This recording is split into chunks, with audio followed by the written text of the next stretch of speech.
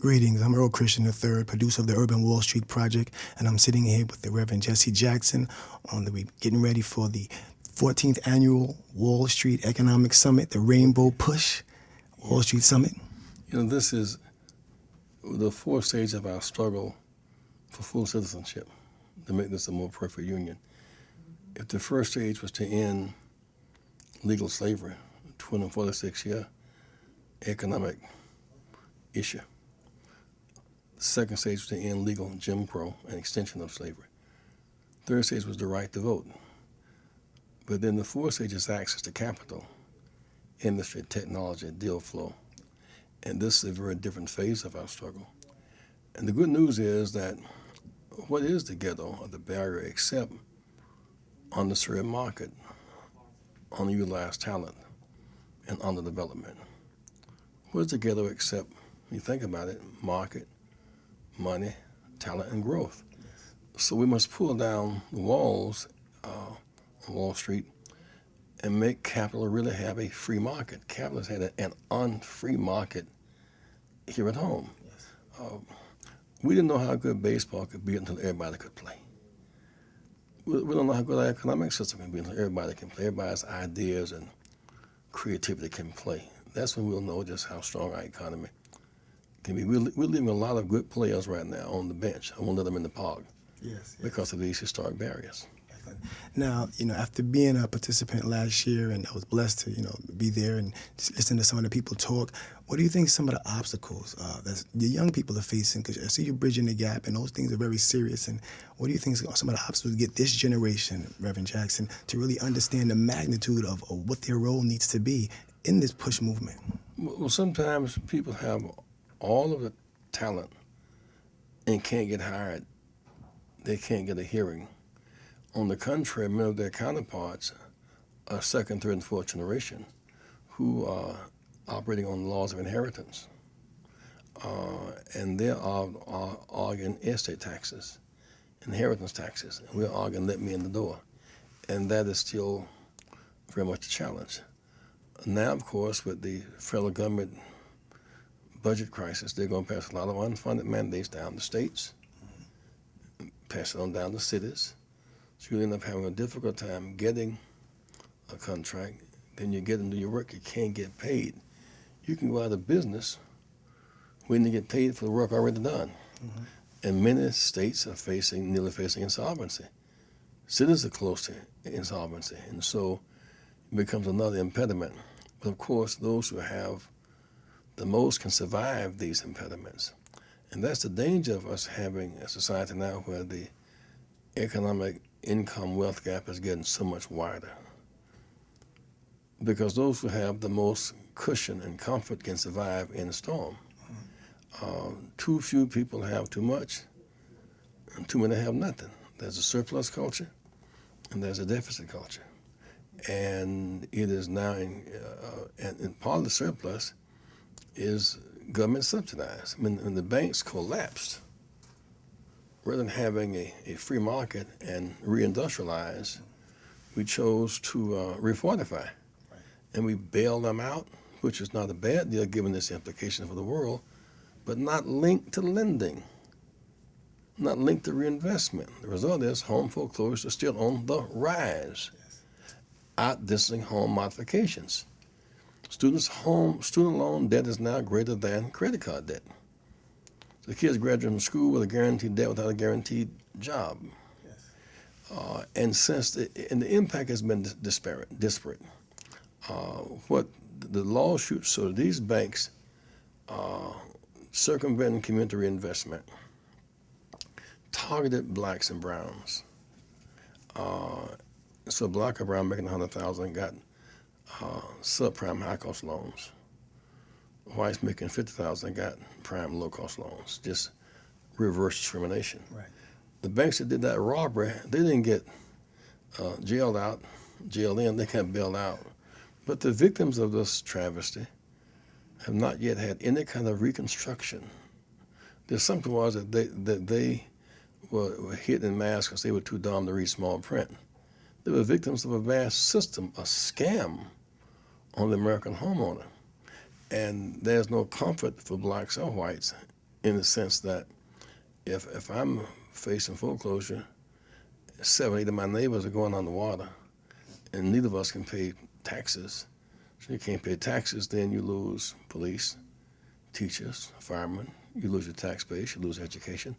So cities are sinking under the weight of exploitation and lack of oversight, lack of regulation, lack of a plan, an American plan for urban and rural reconstruction. There are about three words you will never hear. With all this debate about the billions of dollars and how much the debt ceiling is going to be, you will not hear the word poverty, nor economic justice, nor reconstruction, except in Afghanistan and Iraq. We must fight the poverty to gain friends. We must have shared economic security. Shiites, Muslims, Shiites, Sunnis encouraged. And there must be some sense of economic justice, or reconstruction. Those terms could aptly apply here at home. Definitely. Now, that you say that's ideal because when listening to what you say and following, of course, your legacy and what Rainbow Push and your Wall Street Summit's about, I of this generation have come up with a concept. It's about economic. What do you think about economic infrastructure, the ability to create economic infrastructures? And I say that, Reverend Jackson, to counter because, like you say, when the budget cuts come and the tax cuts come, it seems like the urban communities are forgotten and we're lost. And there's no reconstruction for that, the browns and the blacks. But imagine Look at Chicago, for example. You know, parking meters are now $5 an hour. They privatized parking meters. What was sold for $1.5 billion is now worth $12 billion. It was a bad deal. Sold $5 for an hour for parking. Well, if you're on welfare, it's illegal to own a car. You can't go welfare to work. Every city, including New York City, Chicago, Memphis, every city is laying off workers, raising fares, cutting services. So if you can't go welfare to work because you can't own a car, and public transportation costs too much and does not go as far as where the jobs are, and parking is $5 an hour, all that's about transportation infrastructure that could facilitate access to economic development. Right. Because many people who live here can't get the car, can't get to where the jobs are on the outskirts of town. Chicago, the train stops at 95th Street. Chicago goes to 130th. On the other hand, Chicago Transit Authority goes beyond Evanston, beyond Chicago. Wow. So the lack of balanced economic growth is a factor in lack of economic development for everybody. And that should be so. And it's almost a double-edged sword because if you're impoverished or if you're saying you're on welfare, you don't have it. On welfare, you can't possess certain things. So you can't have a car. Or you can't own it. So it kind of, like you said, it takes away because the trains can't get you there. You can't get to the trains, but then you can't own a vehicle that can help you accommodate what you need to accommodate. So sometimes poor people are made poor by schemes and systems that lock them in. So when I look at the few African Americans who are heads of corporations on Wall Street now, it does not reflect talent and capacity, it reflects diminished opportunity. Why, when the Jets played the Giants and the Bears played Green Bay, why is such a mixture of whites and blacks and they're in mortal combat? When the game is over, the winner wins with grace, the loser loses with his dignity. What about that arena allows us to get along so well? You win, you're happy, you lose, you're a little sad, but no tailgate fights. Right. Because what you know is the playing field is even. 10 yards for all first downs. Everybody can see it. 6 points for all touchdowns. 3 points for all field goals. Everybody can see it when it goes to the uprights. Playing field is even. Rules are public. Goals are clear, and the referee is fair. On those conditions, we do amazingly well. But that does not apply to access to med school and law school and business school. We must broaden the base of an even field that can be more development of Americans. Definitely. And with that said, with this generation, so I know you speak all the time, Reverend Jackson, and you're looking at a generation from the variety. And looking at this current generation, I really want to be able to talk to my audiences. I have audiences globally and here. What can I do? as a part of the Urban Wall Street, what I do, and in conjunction with what you doing, the Rainbow Push and the Wall Street Summit, to really start letting the young people know what's necessary, because they're living it, but they don't understand it. First of all, in the face of a challenge, don't self-destruct. Don't self-destruct through drugs. I mean, don't self-destruct through violence, because no matter what opportunities you have, you're going to have to realize them if you self-destruct. Two, do not self-degrade. Do not think of yourself as less than what you are and capable of becoming. Don't self-degrade. And use your strength, therefore, to fight to realize your dreams. You will tend to have to fight for dreams, not inherit them. So have a mindset of fighting to realize your dreams. You don't get across the from Egypt to the Red Sea with social media. Right. Get to walk across that. Get to walk across that territory. Yes, sir. Then you got to fight to possess that land, and that is much of life's story. The other, of course, the big one beyond that, is to put a premium on education. Strong, developed, disciplined minds matter. Against all odds, strong, developed, disciplined minds matter. And some people have a greater opportunity for that to happen than others. But if you're behind, Dr. Mays would argue, Dr. Benjamin Mays was Dr. King's tutor, you're behind, you have to run faster. You have to get up earlier in the morning. You can be more determined. That's a mindset. And we're capable of achieving against the odds. We're capable of doing more. So if you don't self-destruct, don't self-degrade, have